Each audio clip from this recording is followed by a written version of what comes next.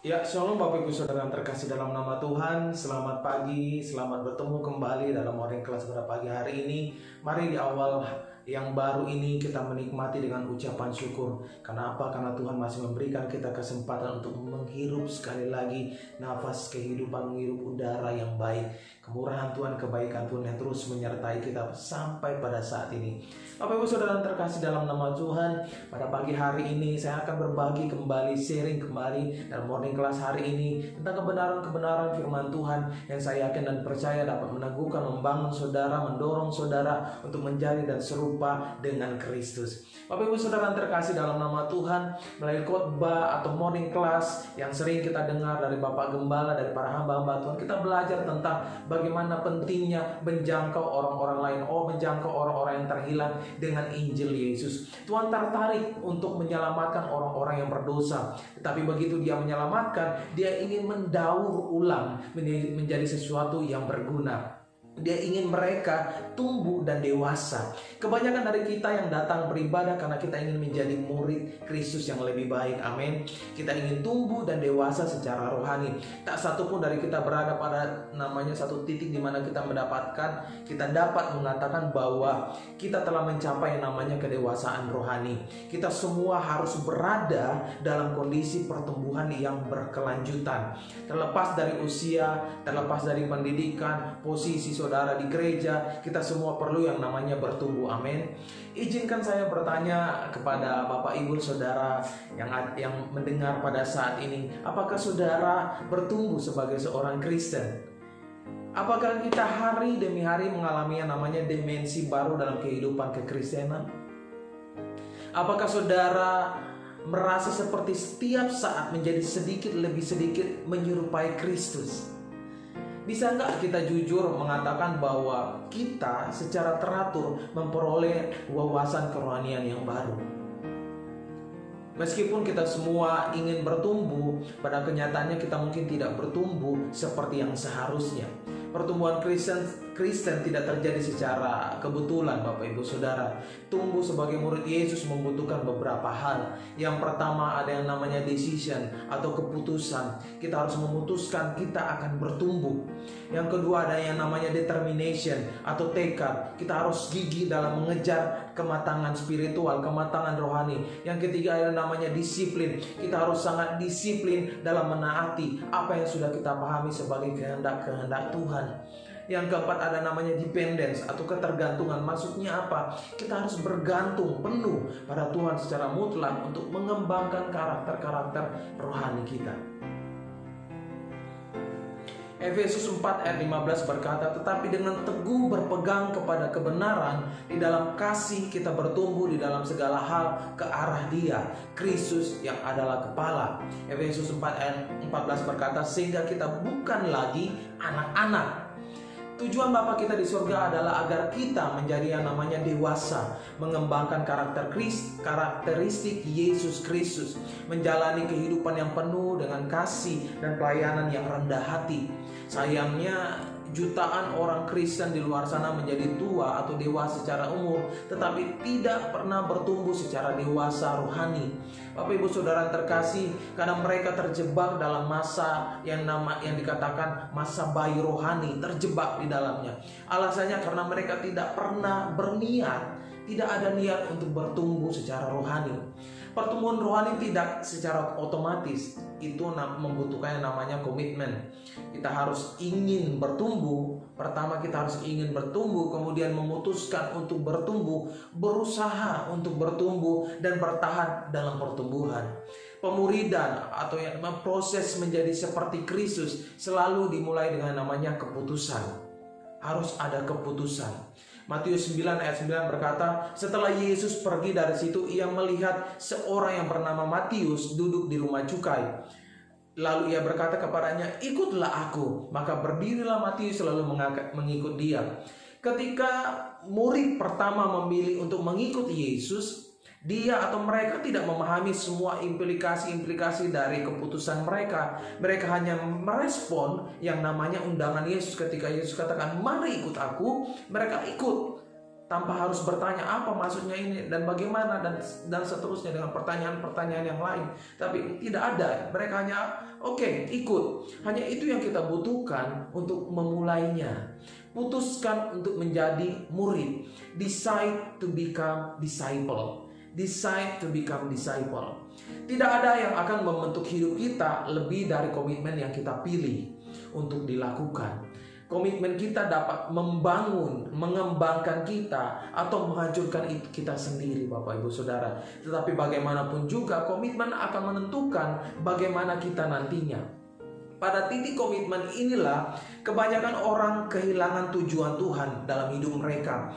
Banyak yang takut untuk berkomitmen pada apapun dan hanya berhak terhanyut dalam hidup, dalam keduniawian. Yang lain membuat komitmen setengah-setengah hati terhadap nilai-nilai kekristenan yang menyebabkan frustasi dan kemudian keadaannya menjadi biasa-biasa saja, rohaninya biasa-biasa saja atau tidak bertumbuh.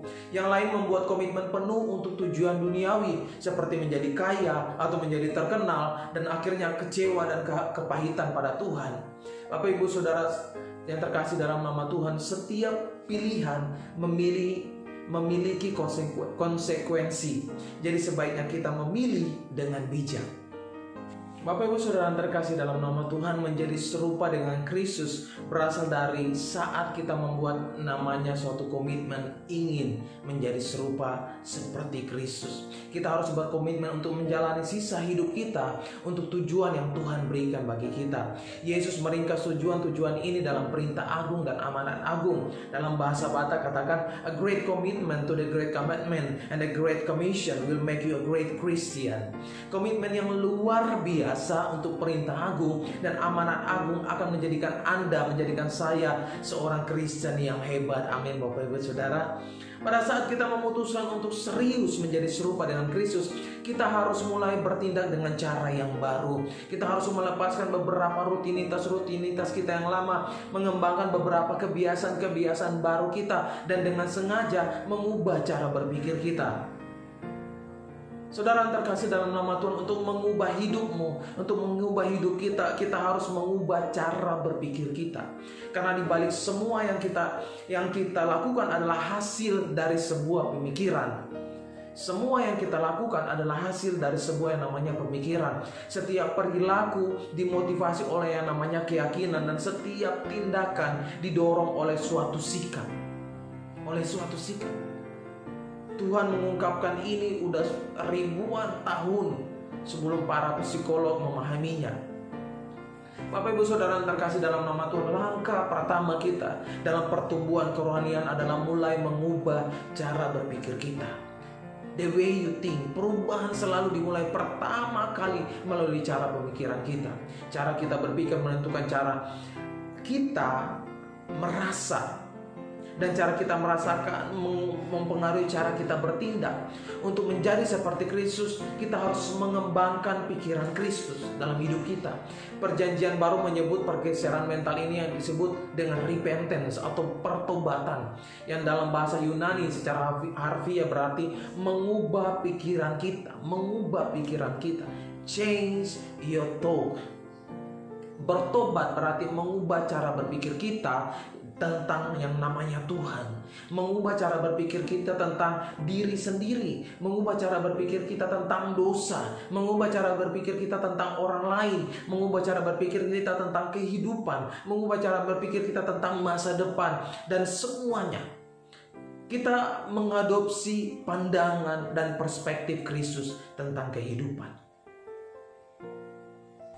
Ada dua cara untuk berpikir seperti Yesus. Pertama adalah berhenti memikirkan pikiran-pikiran yang tidak dewasa, yang berpusat semuanya pada diri sendiri. Seorang bayi pada dasarnya sangat egois. Mereka hanya memikirkan diri mereka sendiri. Itu adalah pemikiran yang belum matang, Bapak Ibu Saudara. Kedua, dari cara berpikir seperti Yesus adalah mulai berpikir secara dewasa, yang berfokus pada orang lain, bukan hanya diri sendiri. Dalam ayat firman Tuhan tentang apa itu cinta sejati, Paulus menyimpulkan bahwa memikirkan orang lain adalah tanda kedewasaan.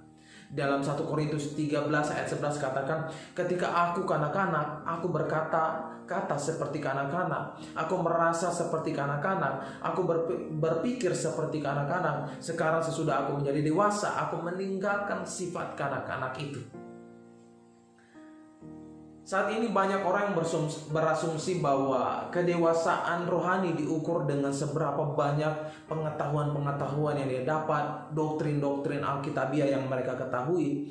Meskipun ya kita ketahui bahwa pengetahuan-pengetahuan itu adalah salah satu ukuran kedewasaan juga, tetapi bukanlah hal yang menentukan, Bapak Ibu Saudara.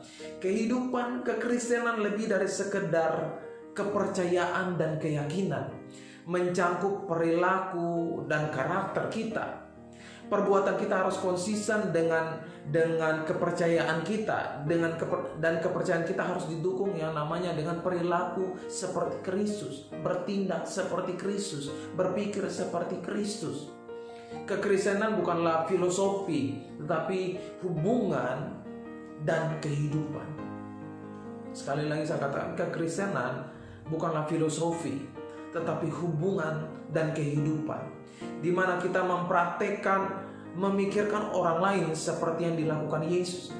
Roma 15 ayat 2 katakan, setiap orang di antara kita harus mencari kesenangan sesama kita demi kebahagiaannya, kebaikannya, untuk membangunnya.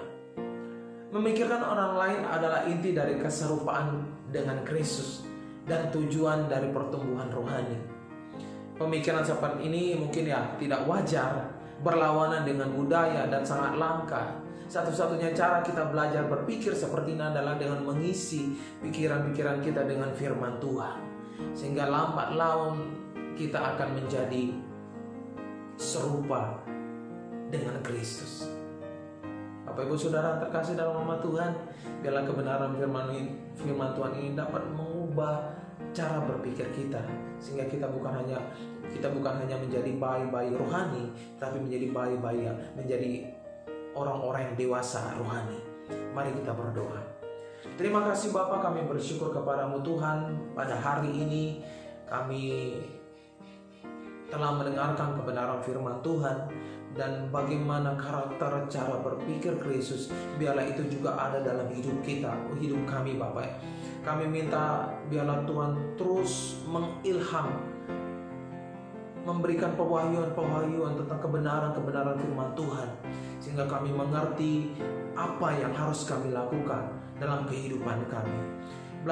Ajari kami untuk memikirkan orang lain, bukan hanya tentang diri kami sendiri Tuhan. Ajari kami untuk memikirkan mereka yang di luar sana yang membutuhkan Engkau, bukan tentang diri kami sendiri saja Bapak. Dan biarlah kami serupa dan segambar seperti Engkau Tuhan. Sebagaimana Engkau, begitu juga kami Bapa. Terima kasih Bapa, kami berdoa hanya di dalam nama Yesus kami berdoa bersyukur. Haleluya. Amin.